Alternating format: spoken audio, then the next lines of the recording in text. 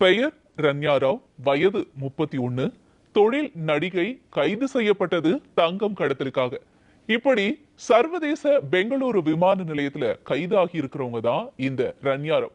அதாவது இன்னைக்கு தேதியில இந்தியா முழுக்க தங்கம் கடத்தலுக்காக ஃபேமஸ் ஆகி இருக்கிறவங்க அப்படின்னே சொல்லலாம். இவங்களை எங்கேயோ பார்த்த மாதிரி இருக்கே அப்படின்னு நீங்க என்ன கேட்கலாம்.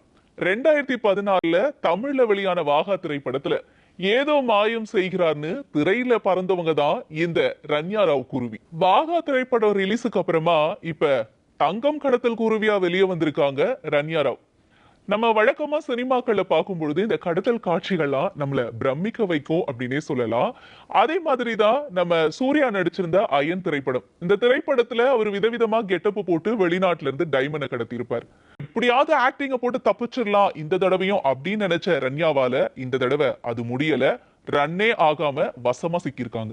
அதிகாரிகளுக்கு இவங்க மேல முக்கியமா சந்தேகம் வர காரணம் என்னன்னு கேட்டீங்கன்னா, கடந்த 15 நாட்கள் மட்டும் 4 முறை சர்வதேச பயணத்தை இவங்க மேற்கொண்டிருந்திருக்காங்க.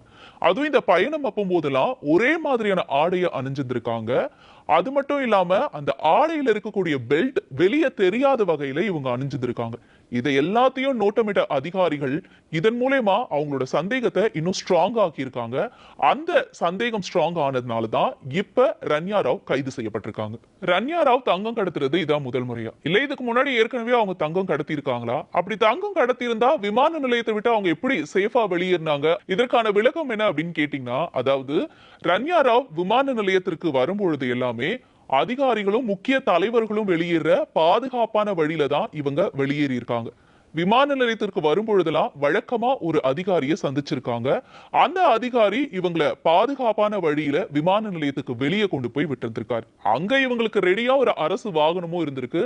அந்த வாகனத்துல இவங்க ஏறி போறதுனால எந்த ஒரு விசாரணை வளையத்துக்குள்ளேயும் இத்தனை நாளும் ரன்யா ராவ் சிக்கல.